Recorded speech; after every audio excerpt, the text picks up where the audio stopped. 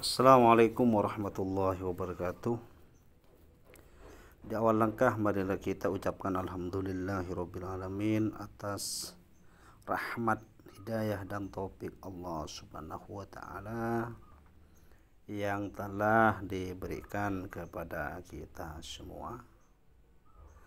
Salawat ma'asalam marilah haturkan keharibaan Nabi kita Nabi Muhammad sallallahu alaihi wasallam yang telah hadir di tengah-tengah kita, memberikan cahaya Islam, memberikan cahaya iman, serta semoga tetap keimanan dan keislaman kita sampai kelak hari kiamat, serta pula kita semua mendapat syafaat darinya. Amin amin ya rabbal alamin. Pada kesempatan kali ini saya Ustadz Kocak Official akan mempresentasikan tentang ketentuan infak atau hal-hal yang berhubungan dengan infak. Yang pertama, kita mulai dari pengertian. Apa sih infak itu? Infak adalah menurut bahasa berasal dari akar kata al-faqa yunfiqu infaqon, yakni fi'il mati amfaqah yumfiku, maka dijadikanlah infakon sebagai kata infak di dalam kitab fikih. Artinya apa? Artinya mengeluarkan, membelanjakan atau menafkahkan. Adapun infak secara istilah, secara teologi adalah mengeluarkan, menafkahkan atau membelanjakan sebagian harta benda yang dimiliki di jalan yang diridhai oleh Allah Subhanahu wa taala. Selain pengertian itu, ada pengertian lain, yaitu mengeluarkan harta untuk kepentingan sosial dan agama semata-mata karena mengharap ridho Allah Subhanahu wa taala. Berkaitan dengan infak ini, Allah Subhanahu wa taala berfirman dalam surah Al-Imran ayat 92 dan surat Al-Baqarah ayat 215 yang berbunyi, Bismillahirrahmanirrahim. Lan tanalul birra hatta tunfiqu mimma tuhibbun wa ma tunfiqu min syai'in fa innallaha bihi alim. Artinya, tidak akan memperoleh kebaikan sebelum kamu menginfakkan sebagian harta yang kamu cintai, dan apapun yang kamu infakkan tentang hal itu, sungguh Allah Maha mengetahui. Quran surat Al-Imran nomor 3 ayat 92. Dalam ayat lain dalam surat Al-Baqarah, Allah Subhanahu wa taala berfirman, Yas'alunaka madza yunfikun qul ma anfaqtum min khairin falil walidaini wal aqrabina wal yatama wal masakin wa ibnis sabil wa ma taf'alu min khairin fa innallaha bihi alim. Artinya, mereka bertanya kepadamu Muhammad tentang apa yang harus mereka infakkan. Katakanlah, harta apa saja yang kamu infakkan hendaknya diperuntukkan bagi kedua orang tua, kerabat, anak yatim, orang-orang miskin, dan orang yang di dalam perjalanan. Dan kebaikan apa saja yang kamu kerjakan, maka sesungguhnya Allah Maha mengetahui. Quran surah Al-Baqarah ayat 215. Dari dua ayat ini maka dapat kita ambil sebuah benang merah bahwa kita menginfakkan harta alangkah lebih baiknya hal-hal yang baik, bahkan sangat dianjurkan yang paling kita cintai, karena dengan demikian akan lebih banyak pahalanya, akan lebih banyak balasan dari Allah Subhanahu wa taala. Pada ayat yang berikutnya surat Al-Baqarah ayat 215 ini Infak itu bisa diberikan kepada kedua orang tua, diberikan kepada anak yatim, orang miskin, atau orang yang dalam perjalanan. Yang dimaksud dalam perjalanan ini, orang yang melakukan perjalanan dengan tujuan positif, dengan tujuan misalnya mau silaturahim, mau berkunjung ke rumah teman yang ada di Sumatera misalnya, teman yang ada di Lumajang, dan teman-teman yang jauh dari kita, itu maka diperbolehkan menerima infak. Selain itu juga infak bisa diberikan kepada hal-hal yang positif lainnya, sebagaimana dijelaskan dalam Al-Baqarah barusan. Ada beberapa syarat yang terkait dengan infak. Yang pertama adalah ada penginfak atau orang yang memberikan infak. Yang kedua, ada orang yang diberi infak, yakni yang menerimanya.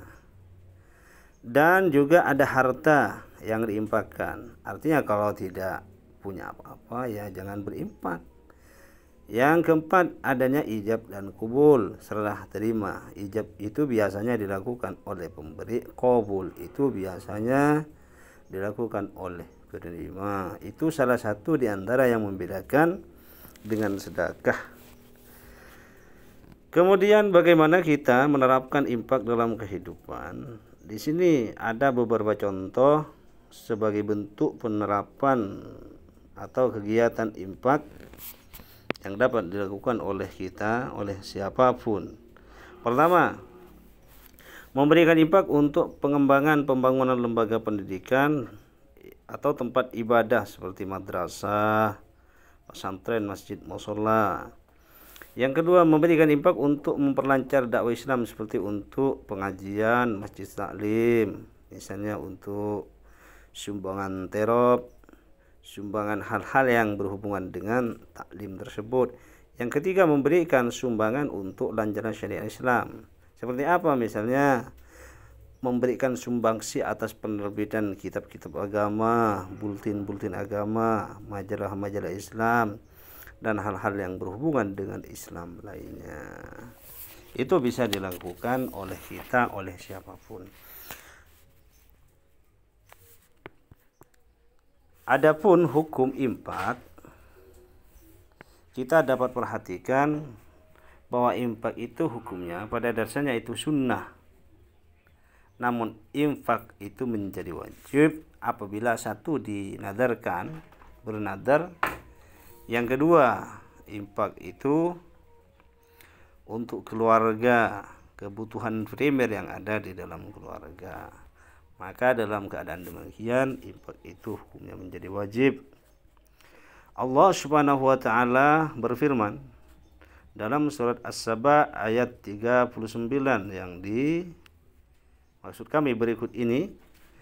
Bismillahirrahmanirrahim. Qul inna rabbi yabsutur rizqa liman yasha'u min ibadihi wa yaqdiru lahu wa ma anfaqtum min syai'in fahuwa yukhlifuh wa huwa khairur rasiqin. Surat As-Saba. Artinya, katakanlah sesungguhnya Tuhanku melapangkan rizki dan membatasinya bagi siapa saja yang Dia kehendaki di antara hamba-hambanya, dan apa saja yang kamu infakkan Allah akan mengganti. Dialah pemberi rezeki yang terbaik.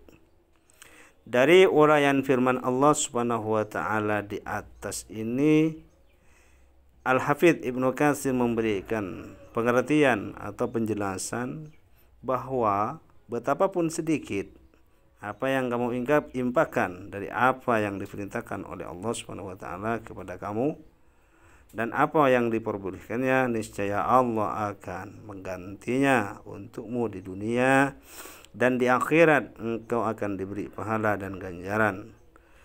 Sebagaimana hal ini disebutkan dalam sabda Rasulullah sallallahu alaihi wasallam yang berbunyi, "Ma min yaumin yusbihul ibadu fihi illa kana yansilani fayaqulu ahduma Allahu ma'ati mumfiqan khalafa wa yaqulul akharu Allahumma a'ti mumsikan talafa. Rawahul Muslim maksud kami rawahul Bukhari wal Muslim. Artinya, tidaklah para hamba berada di pagi hari, melainkan pada pagi itu terdapat dua malaikat yang turun. Salah satunya berdoa, "Ya Allah, berikanlah ganti kepada orang yang berinfak." Sedangkan yang lain berkata, "Ya Allah, berikanlah kebinasaan atau hartanya binasa kepada orang-orang yang menahan hartanya." Hadis riwayat Imam Bukhari nomor 1351, di dalam Sahih Muslim pada nomor 1678. Inilah sekilas pada pertemuan kali ini. Untuk lebih lanjut insyaallah kita akan mempresentasikan beberapa hal yang juga hubungan dengan infak, termasuk ketentuan-ketentuan infak, hikmah dan manfaat infak, dan insyaallah ini akan kita bahas pada presentasi berikutnya. Demikian, semoga anak-anak dapat menyimak dengan baik, memperhatikan dengan baik, serta juga dapat menyimpulkan dengan baik apa yang telah saya presentasikan barusan. Allahumma anfa'na bima 'allamtana. Assalamualaikum warahmatullahi wabarakatuh.